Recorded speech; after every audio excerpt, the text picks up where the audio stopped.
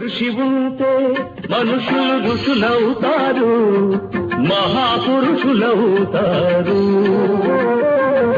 తరతరాలకి తరగని వెలుగవుతారు, ఇలా వేడుకులవుతారు. అనుకోకుండా ఈ మేజర్ కొడుకు శివాజీ కూడా వాళ్ళతో చేయగలుగుతాడు. వీళ్ళ కుటుంబంలో కష్టం వస్తే డబ్బు అవసరమైతే అదే విధానంలో వీళ్ళ బావ కూడా ఒక యాక్సిడెంట్ చేస్తే 10 లక్షల డబ్బు కట్టాల్సి వచ్చి ఇతను కూడా అందులో ఇరుక్కుంటాడు. అప్పటికే తన స్నేహితురాలు హేమ అంటే రమ్యకృష్ణ, ఆమె కూడా పాపం వాళ్ళ తండ్రిని బంధించి అమ్మాయి ద్వారా స్మగ్లింగ్ చేయిస్తూ ఉంటారు.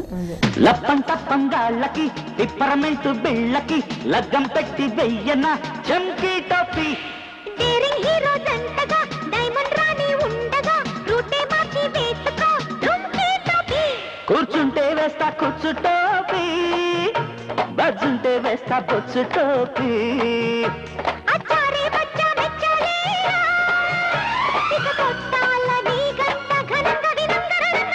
లప్పం తప్పంగాళ్ళకి పిప్పరమెంట్ బిళ్ళకి లగ్గం పెట్టి వెయ్యన చంకీ టోపీ. మాది చాలా మంచి పాత్ర పెట్టారు ఇందులో.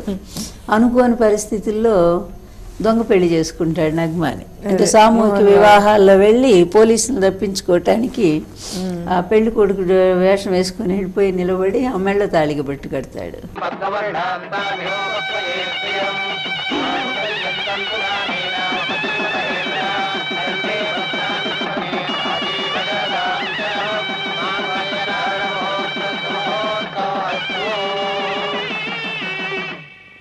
కాళ్ళకు దండం పెట్టాలి. ఏమిటలా సిగ్గుపడుతున్నాడు? ఉండవలసిన చూసేదేమిటి? తొయ్యండి లోపలికి. నీ పేరేంటబ్బటు? సీత. అమ్మో, నేను రావుణ్ణి కాదు, నీ మొగుణ్ణి కాదు. వాడే నీ అసలు పెళ్లి కొడుకు. నేనేదో కష్టాల్లో మునిగి ఈ కళ్యాణ మండపంలో తేలి చటుక్కున వాడిని కొట్టి చటుక్కుని నేను చూసి పుట్టుక్కున నీ మెళ్ళో తాళి కట్టాను. వస్తా. లటుక్కున కట్టినా చటుక్కున కట్టినా భారత నారికి తాళి కట్టిన వాడే మొగుడు కదా. నా చటుక్కున కట్టిన తాళికి విలువనిస్తే పుట్టుక్కున తెగిపోతుంది. తీసి డ్యూయట్ సాంగ్స్కి వచ్చేసరికి ఎక్కువగా నగ్మాది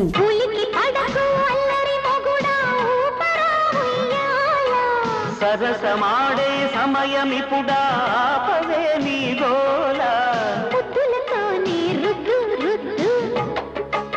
మద్దన తాళం వద్దు వద్దు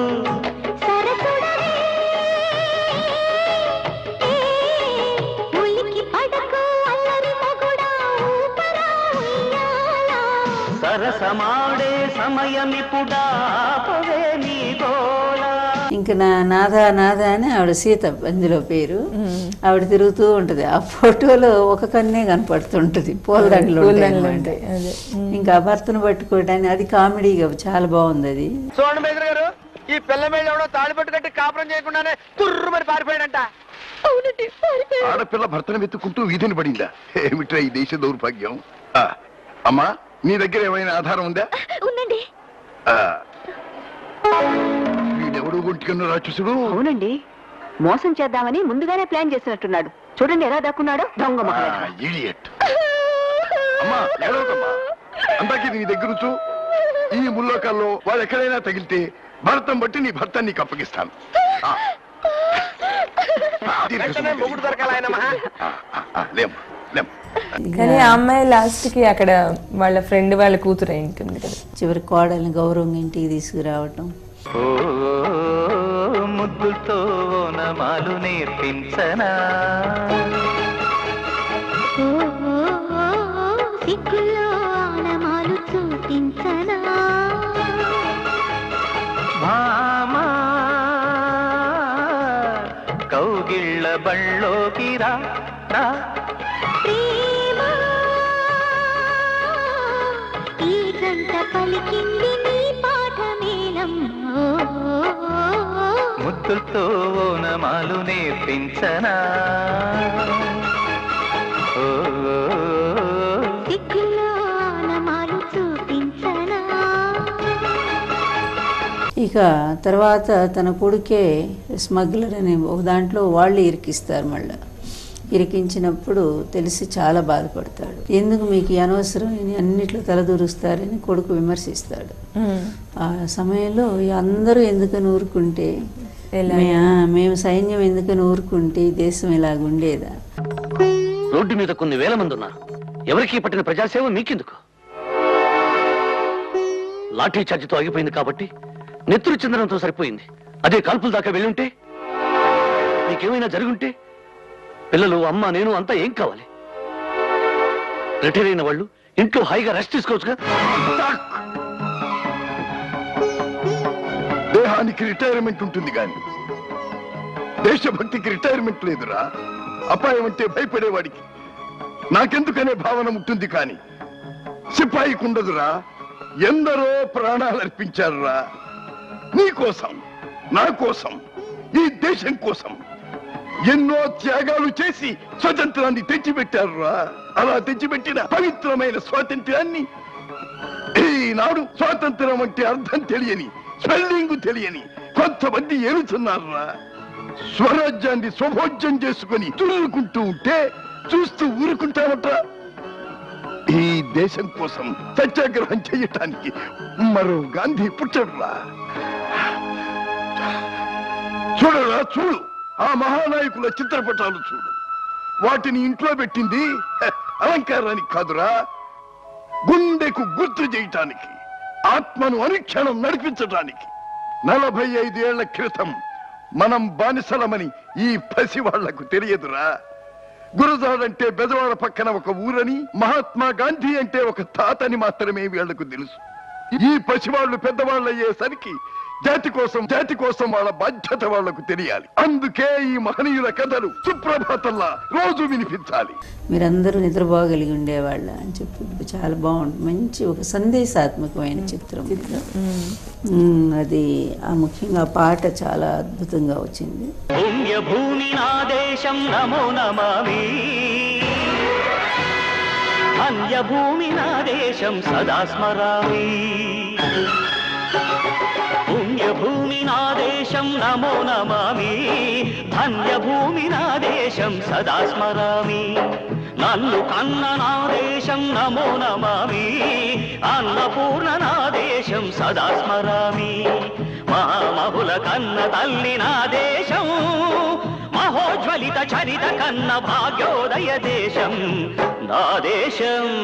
పుణ్యభూమి నా దేశం నమో నమామి, ధన్యభూమి నా దేశం సదా స్మరామి. తర్వాత కొడుకును మార్చుకొని అతని కొడుకుల్ని జైలుకు పంపించడానికి ప్రయత్నం చేస్తారు. ఎంపీ జ్ఞానేశ్వరరావు కొడుకుల్ని. ఆ జ్ఞానేశ్వరరావు పక్కన ఉండేవాడిగా పరచూరి గోపాలకృష్ణ కూడా బాగానే ఉంటుంది. ఇంకా చివరిలో వాళ్ళు బయటపడటానికి ప్రయత్నం చేయటం, ఈలోపు భార్యకి పాపం క్యాన్సర్ శారదకి అక్కడ అదొక పాట అద్భుతంగా ఉంటుంది. సుఖీ భవ సుమంగళి సుఖీ భవ, సుశీలవై చిరాయువై సుఖీ భవ.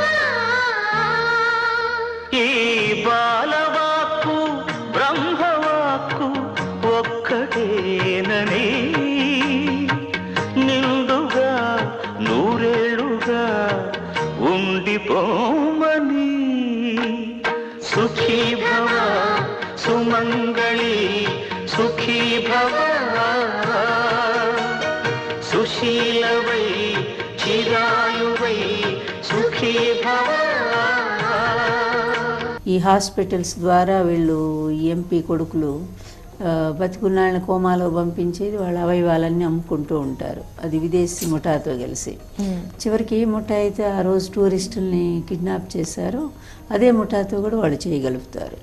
దానిలో భాగంగానే పిల్లల్ని కిడ్నాప్ చేస్తారు, స్కూల్ పిల్లల్ని. అప్పుడు ఈ వీళ్ళని బయట పెట్టాలని చెప్పి శివాజీ వెళ్ళి వాళ్ళకి బందీ అయిపోతాడు. వాళ్ళ కుటుంబ సభ్యులందరినీ బంధిస్తారు. మీ వాళ్ళందరినీ నేనే కిడ్నాప్ చేశాను. మీ వాళ్ళని చూడాలంటే నువ్వు తోక ముడుచుకుని మాతో రావాలి. ఏ మేజర్, ఒకసారి అటు చూడు.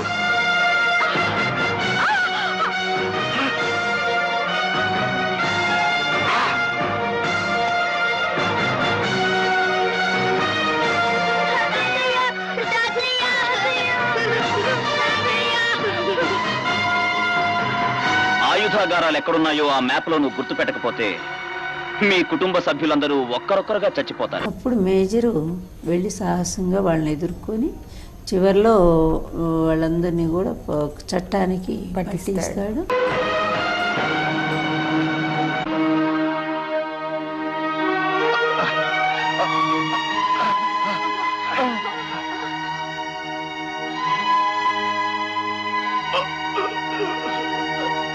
పార్లమెంటు మెంబరు ఎన్ని అన్పార్లమెంటరీ పనులు చేశాడో చెప్పడానికి ఈ ముగ్గురే సాక్ష్యం.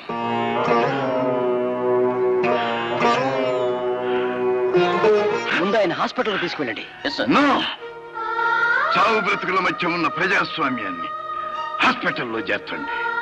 ముఖ్యమంత్రి గారు ఇలాంటి నీచులు అసెంబ్లీలో ఉంటే అప్రతిష్ట, పార్లమెంటులో ఉంటే పరువు తక్కువ, అసలు దేశంలో ఉంటే జాతికి మచ్చ. అందుకే ప్రజాప్రతినిధులైన మీకు అప్పగించటానికి ఏ రాజకీయపు దొంగను తీసుకొచ్చాను. ఎన్నో కోట్ల మంది ఎంతో విశ్వాసంతో అసెంబ్లీకి పంపిన ఎమ్మెల్యేలు మీరు.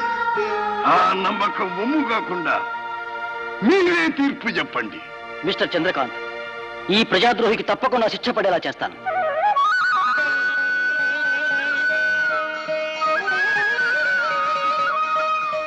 ఆ ప్రయత్నంలో ఆయన కాల్పులకు గురవుతాడు, చివరికి చనిపోతాడు.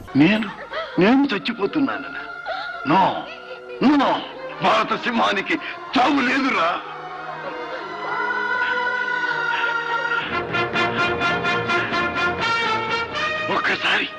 ఒక్కసారి తలెత్తి అశోకుడి ధర్మచక్రం వైపు చూడండిరా. మూడు సింహాలు కనిపిస్తాయి. అందులో ఒక సింహాన్ని నేనై జాతీయ జెండాను కాపాడుకుంటా.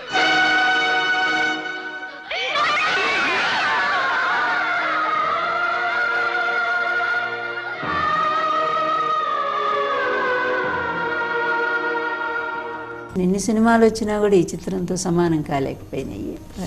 ఆ విధంగా ఒక రకంగా మోహన్ బాబుకి లైఫ్ ఇచ్చి మరో రకంగా తన జీవితాన్ని పాడు చేసుకున్నారు, ఆరోగ్యాన్ని పాడు చేసుకున్నటువంటి ఒక మర్చిపోలేని ఒక విషాద సంఘటనగాను ఒక మంచి వార్తగాను రెండిటిగాను మిగిలిపోయినటువంటి చిత్రంగా దీన్ని చెప్పుకోవాల్సి వస్తుంది.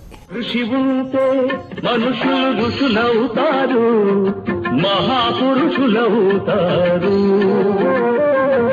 తరతరాలకి తరగని వెలుగవుతారు, ఇలా వేడుకులవుతారు.